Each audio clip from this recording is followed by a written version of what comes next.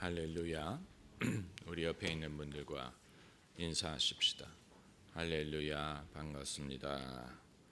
오늘 주신 하나님의 말씀은 시편 69편 6절부터 22절까지 말씀입니다.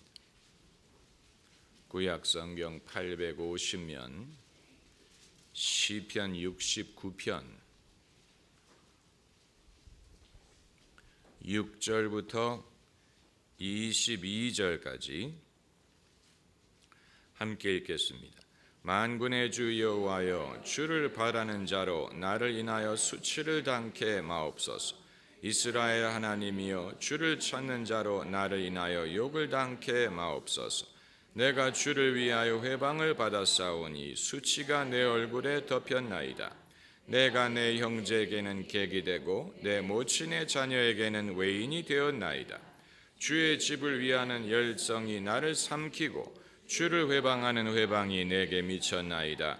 내가 곡하고 금식함으로 내 영혼을 경계하였더니 그것이 도리어 나의 욕이 되었으며, 내가 굵은 배로 내 옷을 삼았더니 내가 저희의 말거리가 되었나이다. 성문에 앉은 자가 나를 말하며 취한 무리가 나를 가져 노래하나이다. 여호와여, 연락하시는 때에 나는 주께 기도하오니 여호와여, 많은 인자와 구원의 진리로 내게 응답하소서. 나를 수렁에서 건지사 빠지지 말게 하시고 나를 미워하는 자에게서와 깊은 물에서 건지소서. 큰 물이 나를 엄몰하거나 깊음이 나를 삼키지 못하게 하시며 웅덩이로 내 위에 그 입을 닫지 못하게 하소서. 여호와여, 주의 인자하심이 선하시오니 내게 응답하시며 주의 많은 긍휼을 따라 내게로 돌이키소서. 주의 얼굴을 주의 종에게서 숨기지 마소서. 내가 환난 중에 있사오니 속히 내게 응답하소서. 내 영혼에게 가까이 하사 구속하시며 내 원수를 인하여 나를 속량하소서. 주께서 나의 회방과 수치와 능력이신 하신 내 대적이 다 주의 앞에 있나이다. 회방이 내 마음을 상하여 근심이 충만하니 긍휼히 여길 자를 바라나 없고 아니할 자를 바라나 찾지 못하였나이다. 저희가 쓸개를 나의 식물로 주며 갈할 때 초로 마시었사오니 저희 앞에 밥상이 올무가 되게 하시며 저희 평안이 덫이 되게 하소서. 아멘. 오늘은 의로운 자의 심리라는 제목으로 이 말씀을 함께 공부하도록 하겠습니다. 예수님과 다윗 사이에는 천년의 시간적인 갭이 있지만 정서적으로, 영적으로 교감하는 면이 있습니다. 그 말은 천년 전에, 예수님이 오시기 천년 전에 다윗이 성령의 충만함을 받아서 시편을 쓰는 중에 아직 태어나지도 않은 장차 오실 예수님의 심정을 노래했다는 것입니다. 과거에 존재했던 사람의 정서를 교감하는 사람이 종종 있지요. 무속인들이 그런 주장을 합니다. 무속인들이 이미 떠난 사람의 한을 교감해서 그것을 노래한다고 하지 않습니까? 그게 진짜 맞는지는 알 수가 없지만 적어도 그렇게 한다고 주장을 합니다. 하지만 아직 태어나지 않은, 장차 태어날 사람의 정서를 미리 교감해서 노래한다는 사람은 들어본 적이 없는데, 그럼 다윗이 어떻게 장차 태어날 예수님의 그 정서를 미리 느끼고 그것을 노래할 수 있었다는 얘기냐? 그걸 어떻게 알 수 있느냐? 그 예를 우리가 찾아볼 텐데, 오늘 본문에 책갈피를 꽂으시고 사도행전 8장으로 가시기를 바랍니다. 사도행전 8장을 보면 사도행전 8장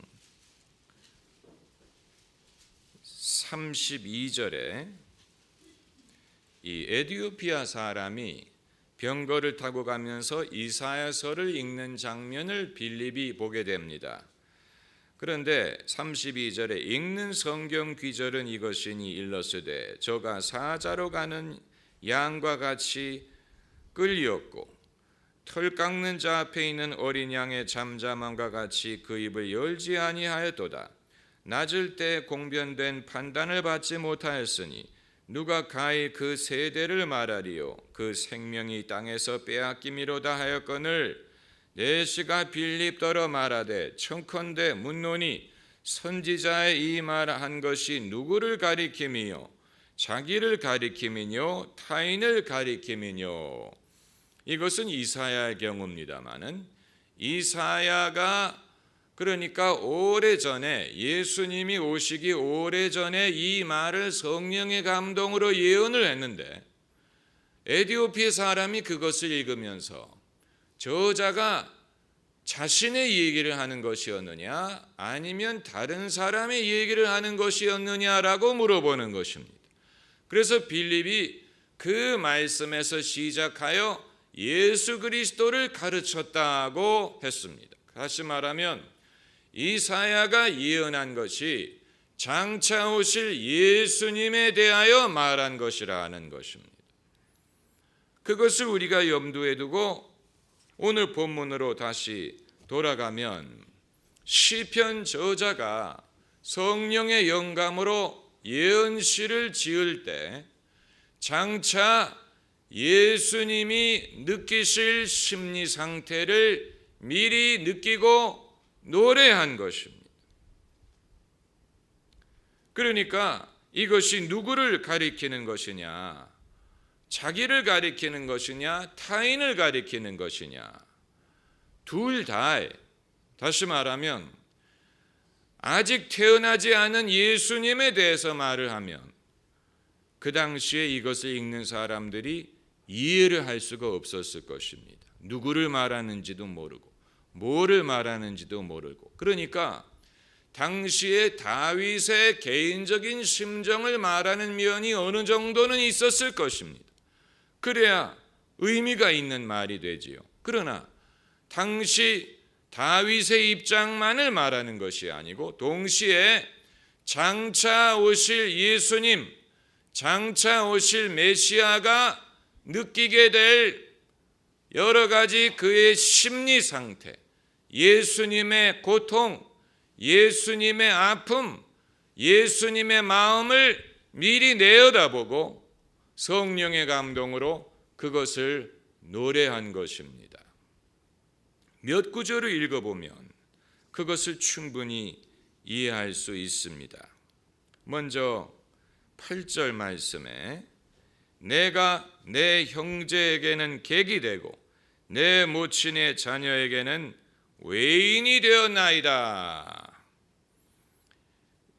이게 누구를 말하는 것이냐? 왜 이런 말을 하는 것이냐? 어떤 상태에 있는 사람이 이런 말을 할 수 있느냐? 예수처럼 공생애를 시작할 때 하나님의 나라를 위하여 가정이든 부모든 형제를 떠나고 이제 더 이상 자신의 직업이든 진로에 대해서 염려하지 않고 하나님의 나라를 위하여 헌신할 때에 가족들조차도 그것을 이해해 주지 못하고 가족들조차도 그것이 이상하다고 생각한다면 충분히 예수님이 공생애를 시작하셨을 때 당신의 가족에 대하여 이렇게 생각하실 수가 있었을 것입니다. 그것을 어떻게 아느냐? 마가복음을 보면 예수님 공생애 초반에 가족들이 마가복음 3장 21절에 찾지 마세요. 예수님의 친속들이 듣고 붙들러 나오니 이는 그가 미쳤다 하밀러라. 한번 따라해 보세요. 미쳤다 하밀러라. 이게 예수님의 친속, 친속이라 하면 친척, 가족을 말하는 것인데 또 다른 성경 구절을 보면 예수님의 모친과 형제 자매가 예수님을 찾으러 왔다 하는 성경 구절이 있는데 그때 예수님이 뭐라고 대답하셨습니까? 누가 내 모친이요 내 형제요 누가 나의 자매냐 하면서 제자들을 둘러보시고 아버지 뜻대로 하는 자가 곧 내 모친이요 형제요 자매니라. 그 말은 당신을 찾으러 온 가족들을 무시했다는 얘기예요. 그들은 이제 내 가족이 아니다. 내 진짜 가족은 여기에 있는 하나님의 뜻대로 행하는 자들이다. 이런 식으로 대답하셨다는 얘기인데, 마가복음 3장 21절에 친속들이 예수님을 붙들러 왔어요. 그냥 모시러 온 게 아니고 붙들러 왔어요. 뭐라고 그들이 생각했습니까? 이는 그가 미쳤다 하밀러라. 이건 남에 대한 얘기가 아니고 친속들이 예수님에 대해서 말한 것입니다. 예수님이 공생애를 시작하셔서 집을 떠나고 가족을 버리고 기적을 행하고 제자들을 가르치는 것에 대하여 얼마나 친속들이 이해를 하지 못했으면 예수님이 미쳤다고 생각하고 붙들러 오겠습니까? 여러분 상상이 되십니까? 적어도 예수님 공생의 초반부에는 그랬습니다. 끝까지 그랬던 것 같지 않습니다. 왜냐하면 예수님의 가족들이 모두 믿는 사람이 되었기 때문에. 그래서 오순절 다락방에 성령이 임하실 때 그 120명 중에 누가 포함되어 있었냐면 예수님의 모친 마리아가 포함되어 있었고 적어도 예수님의 동생 야고보가 포함이 되어 있었습니다. 그 말은 다른 가족들도 포함이 되어 있을 가능성이 많습니다. 왜냐하면 어머니 마리아가 예수 그리스도를 메시아로 믿으시기 때문에 가족들도 믿는 자의 반열에 포함이 되었을 것입니다. 그러나 처음에는 그러지 않았어요. 이것이 성경을 더 신빙성 있게 만드는 것입니다. 만일 그게 아니고 예수님이 공생애를 시작할 그때에 이미 가족들이 당신은 그리스도시요 하나님의 아들이로소이다 이렇게 했다고 성경이 기록하면 오히려 이상한 것입니다. 왜냐하면 얼마 전까지만 해도 같이 상에서 밥을 먹고 같이 공부하고 몫으로 일을 하던 형님이 어떻게 갑자기 하나님의 아들이요 메시아로 보일 수가 있겠느냐는 것입니다. 그러니까 처음에는 예수님이 가족들과 공감대를 갖지 못하는 것에 대하여 굉장히 괴로워하고 또 외롭고, 그래서 이 본문에 다윗이 뭐라고 말했냐면은 내가 내 형제에게는 객이 되고, 객이란 말은 남이라는 말이에요. 남이 되고 내 모친의 자녀에게는 외인이 되었나이다. 그들이 나를 이해하지 못하고 이상하게 여긴다는, 남으로 여긴다. 이제는 더 이상 하나님의 나라를 위하는 일에 있어서는 내 혈육과 공감대를 가질 수가 없다라는 얘기입니다. 여러분, 혈육처럼 가까운 사람들이 없죠. 그렇게 가깝기 때문에 나의 중요한 귀중한 일에 대해서 그들이 같은 마음을 가져주기를 원하지 않습니까? 그런데 나에게 가장 귀중한 일에 대하여 공감대를 갖지 못할 때 그때처럼 안타까울 수가 없습니다. 왜냐하면 인간적으로는 제일 가까운 사람들인데 가장 귀중한 일이 있어서 제일 멀게 느껴지니까 가까우면서도 먼 거리를 느끼게 될 때 그때 사람은 괴로움을 느끼게 됩니다. 예수님도 그랬으리라고 보는 것입니다. 예수님이 미쳤다고 붙들러 나왔을 때 예수님이 뭐라고 대꾸하셨는지 마가는 기록하지 않습니다. 그러나 충분히 추측할 수 있습니다. 예수님이 얼마나 당황하셨겠습니까? 이 가족들이 젊은 예수가 실성했다고 생각을 한 것. 도대체 저 아이가, 멀쩡하던 아이가 왜 귀신을 내쫓고 다니지를 아니하나, 이상해졌다, 염려했을 것이고. 그렇다고 우리가 예수님을 잘 믿고 신앙생활을 잘 하기 위해서는 모두가 가족에게 미친 사람처럼 보여야 된다라고 말을 할 수는 없어요. 광신을 조장할 수 있는 것은 아니에요. 아마 여러분 중에 광신자로 역임을 받을 정도로 열심히 믿는다면 아마 그렇게 열심히 믿을 가능성도 없는 분들이 많을 거예요. 아예 그런 염려가 없는 분들이 많죠. 그러나 여러분이 많은 기대를 하고 장차 훌륭한 사람이 되고 가문의 영광이 되기를 바랬던 아이가 갑자기 예수쟁이가 돼서 내가 선교사가 되겠다라고 선교 훈련을 가게 되면 아마 그때는 얘가 실성했나 봐, 더위를 먹었나 봐, 얘가 무슨 이런 식으로 염려하게 될 것입니다. 다시 말하면 공감을 하지 못하는 경우가 많다는 얘기. 가족들마저도. 하나님의 나라는 그러므로 혈통을 쫓는 것이 아니라고 말하는 이유가 바로 거기에 있는 것입니다.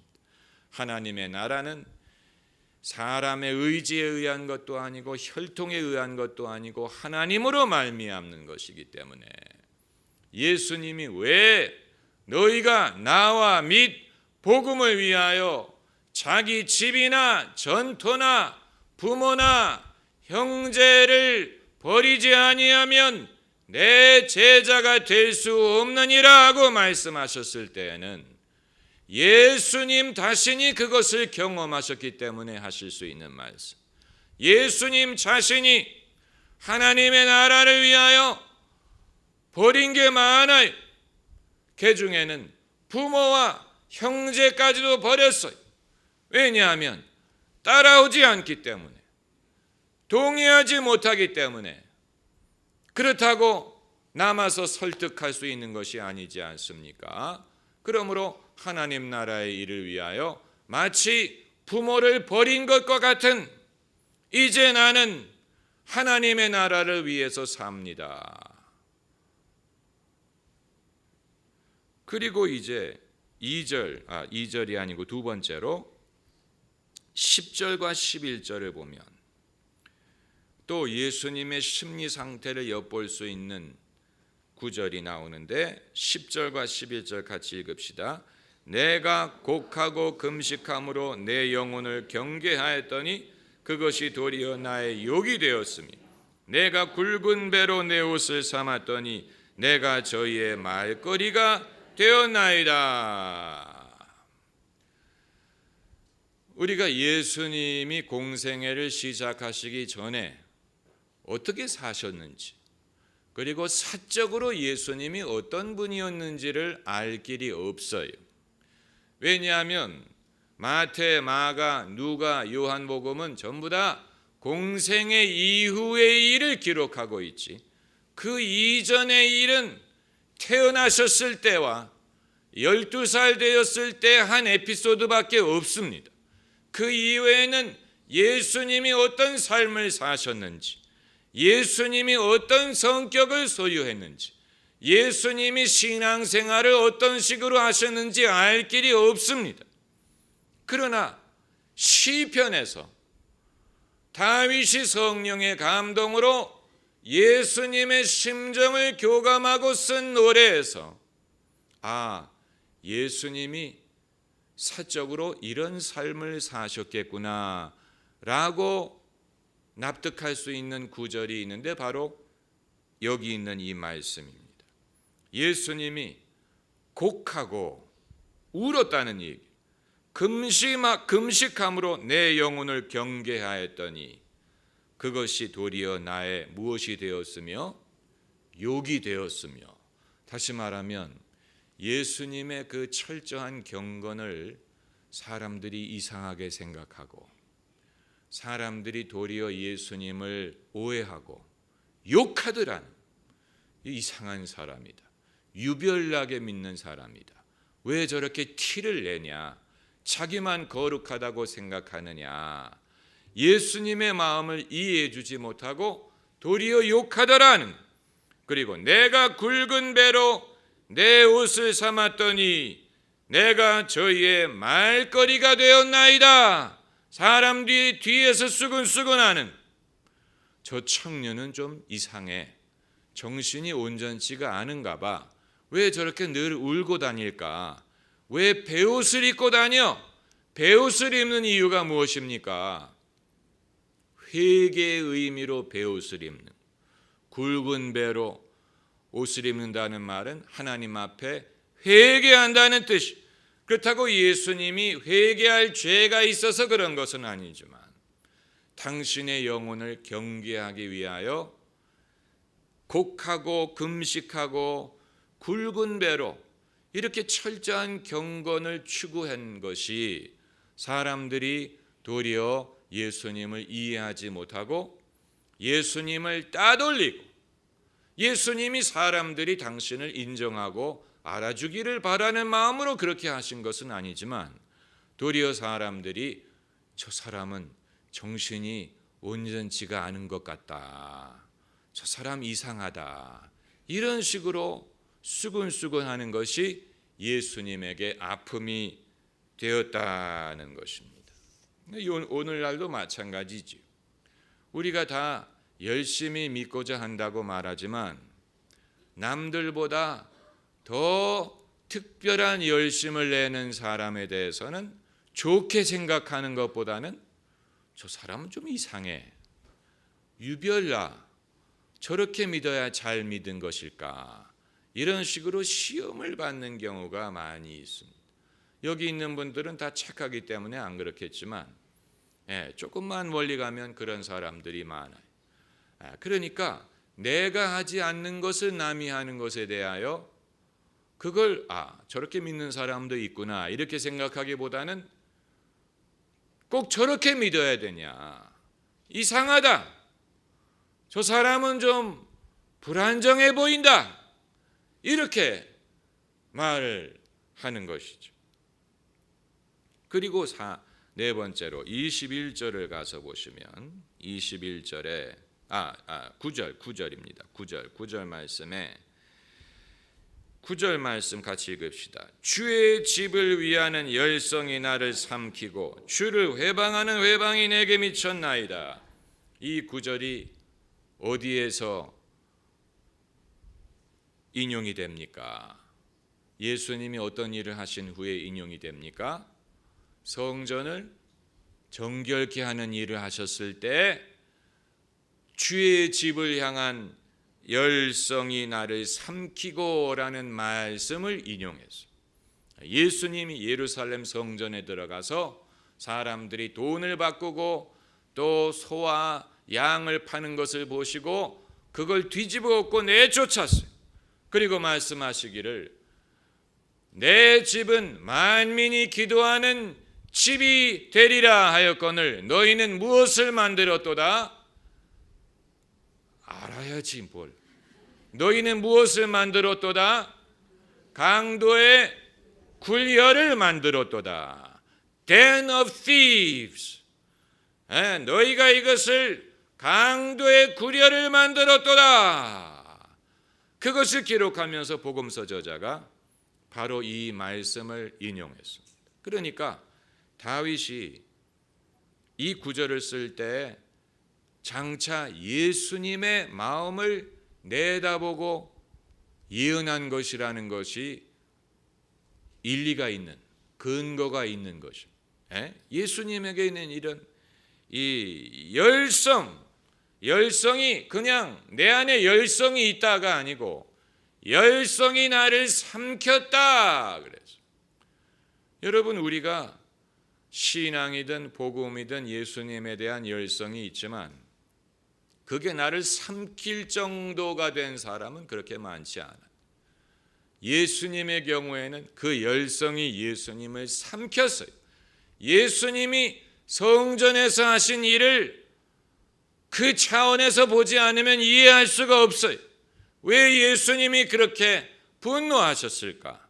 왜 예수님이 그 돈 바꾸는 자의 상을 뒤집어 엎고 그렇게 하셨느냐?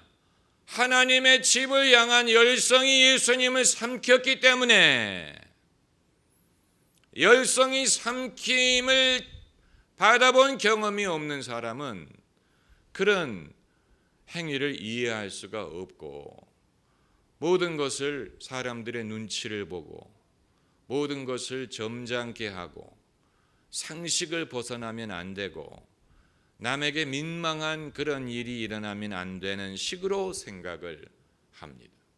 그렇지 않습니까?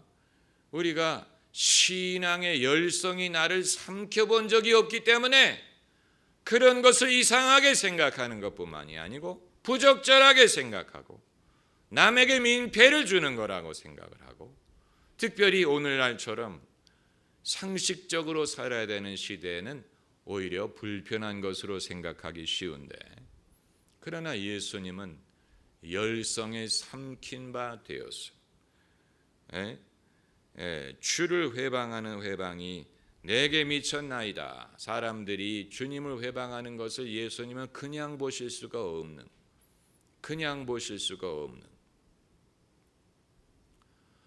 이 어떤 목사님이 교인 집에 신방을 갔는데 책상 위에 성경책이 이렇게 있고, 성경책이 있는 건 좋은 일인데 그 위에 다른 잡지 같은 걸 올려놓고 이런저런 책을 올려놓은 것을 보고 마음이 언짢아지는 것을 느꼈대. 하나님의 말씀 위에 다른 책을 왜 올려놓느냐? 그 한 가지 사건이 하나님의 말씀에 대한 그들의 마음을 보여주는 것이다.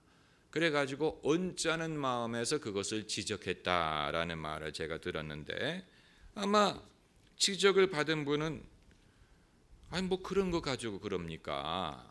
그럴 수도 있지. 책상이 좁으면 뭐 다 책을 놓을 데가 없으니까 성경책 위에 다른 게 올라갈 수도 있지. 그러나 적어도 하나님의 말씀이든 하나님의 나라에 대한 열성이 있는 사람은 그건 받아들일 수가 없고,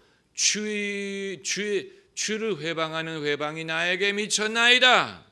사람들이 뭐 농담을 할 때, 욕을 할 때 하나님의 이름을 망령되이 일컫는 것을 듣고도 아무렇지 않게 생각하는 사람도 있지만, 그런 것을 들을 때 언짢아하는 사람들이 있어. 왜 주님의 이름을 그런 망령된 말을 하는데 인용을 하느냐? 왜 주님의 이름을 사람들 웃기고 이 허탄한 말을 하는데 함부로 인용을 하느냐? 주를 회방하는 회방이 나에게 미쳐야 됩니다. 그러지 않은 사람은 별로 주님의 영광에 대해서 관심이 없는 사람이, 그렇지 않습니까? 그리고 21절을 보면 21절도 예수님의 십자가상에서 성취된 말씀, 21절에 같이 읽읍시다. 저희가 쓸개를 나의 식물로 주며 갈할 때 초로 마시었사오니. 예수님이 십자가상에서 하신 7가지 말씀 중에 어떤 말씀이 있습니까? 내가 읽어봤어야지. 내가 목마르다. 내가 목마르다고 말씀하셨어요. 예수님이 왜 내가 목마르다라고 말씀하셨을까요? 목마르니까. 뭐 깊은 뜻을 찾을 필요 없어. 목마르기 때문에 목마르다고요. 그랬더니 사람들이 장대에다가 해융을 꽂아가지고, 해융은 스폰지, 해융을 꽂아가지고 그 해융을 어디에 담가가지고 했느냐? 신 포도주라고 했어요. 그 말은 식초를, 해융을 식초를 배게 해가지고 장대에 담아가지고 예수님이 마시게 했어요. 이게 바로 이 구절을 내다본 것입니다. 내가 가라할 때에 초로 마시었사오니. 그러니까 예수님이 십자가상에서 목마르다 했을 때 신 포도주를 누가 당신에게 드린 것에 대하여 예수님이 뭐라고 아무 말씀 안 하셨어요. 그 당시. 나에게 왜 이런 걸 주냐? 사람을 죽이는 것도 모자라서 이런 식으로 모욕하느냐? 뭐 이런 식으로 예수님이 한마디도 말씀하지 않았지만, 그렇다고 해서 예수님이 그런 것에 의해서 마음에 고통을 당하지 않았다는 얘기냐? 그게 아닙니다. 예수님은 이 모든 것이 고통스러웠어요. 그러지 않았다면 다윗이 1000년 전에 예언으로 그것을 노래하지 않았을 것입니다. 예수님이 비록 입으로 말씀하지는 않았지만 여기에 다윗이 노래한 이 모든 것이 예수님의 마음이었어요. 예수님은 당신의 가족들이 당신을 이해해 주지 못하는 것에 대해서 괴로워하셨고, 당신의 경건과 의로움에 대하여 사람들이 오해하는 것에 대하여 괴로워하셨고, 그리고 그것뿐만이 아니고 이 예수님이 십자가상에서 고통당하실 때 신 포도주를 마시게 한 것도 예수님은 이해할 수가 없었어요. 도대체 인간은 얼마나 악할 수 있느냐, 사람이 얼마나 잔인할 수 있느냐, 이 모든 것을 인하여 예수님은 애통하셨습니다. 그리고 이제 14절 15절 말씀을 보세요. 14절 15절을 같이 읽겠습니다. 나를 수렁에서 건지사 빠지지 말게 하시고 나를 미워하는 자에게 깊은 물에서 건지소서. 큰 물이 나를 엄몰하거나 깊음이 나를 삼키지 못하게 하시며 웅덩이로 내 위에 그 입을 닫지 못하게 하소서. 이것은 기도인데 예수님이 이런 기도를 하셨다라고 가정할 때 예수님이 왜 이런 기도를 하셨겠습니까? 예수님이 왜 이런 기도를 하실까요? 큰 물이 나를 엄몰하거나 웅덩이로 내 위에 그 입을 닫지 못하게 하소서. 예수님이 왜 이런 기도를 하실까요? 단순합니다. 그렇게 될까 봐 염려가 되기 때문에, 그렇게 되지 않기를 바라기 때문에 이런 기도를 하십니다. 이런 시련, 시험, 수렁, 큰 물, 나를 미워하는 자, 웅덩이가 나를 이길까 봐 예수님은 염려가 되시고 그러지 않기를 바라셨기 때문에 그런 기도를 하신 거예요. 여러분 이해가 되세요?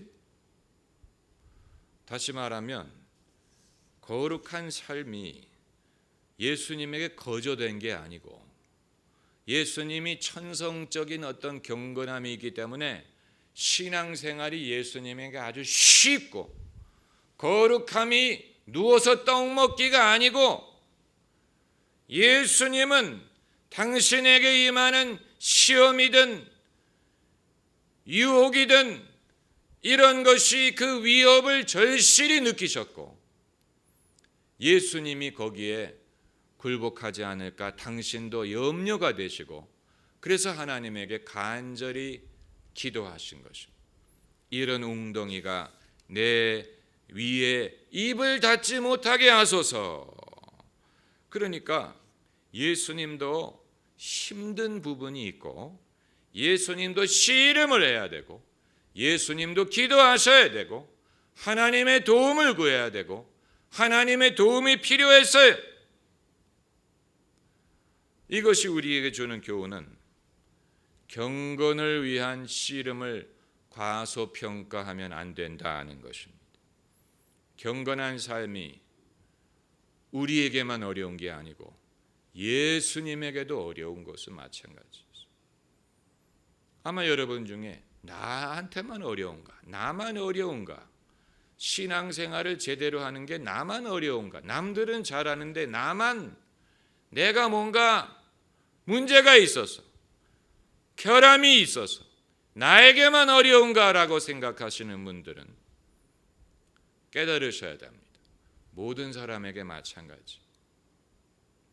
나한테는 안 힘든데요 이렇게 말씀하시는 분은 아직 뭐를 모르시는 것입니다.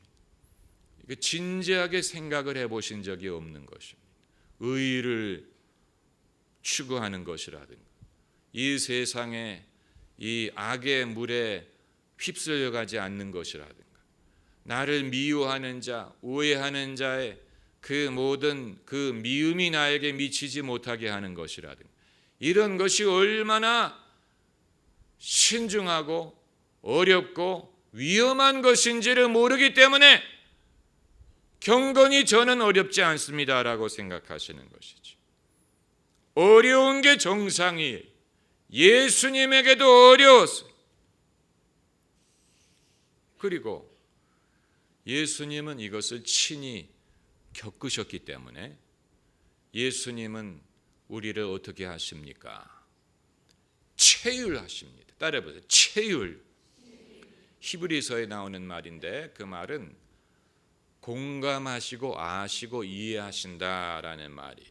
sympathize. 우리와 똑같은 것을 느끼세요. 우리가 힘들어할 때 예수님이 그것을 느끼시고 이해하세요. 어떻게? 예수님 당신이 그것을 당해보셨기 때문에. 그리고 우리를 도우실 수가 있는 것입니다. 할렐루야. 체휼하시고 우리를 도우실 수가 있습니다. 예수님은 우리의 대제사장이 되십니다. 우리의 연약함을, 그러니까 예수님의 정서를 다윗만이 공유한 게 아니고 우리의 마음 상태를 예수님이 공유하시고 아시고 우리를 도우실 수가 있는 것입니다. 참 회개하는 자에게 소망이 되시고 구하고 찾는 자에게 기쁨이 되시네. 할렐루야. 기도하십시다.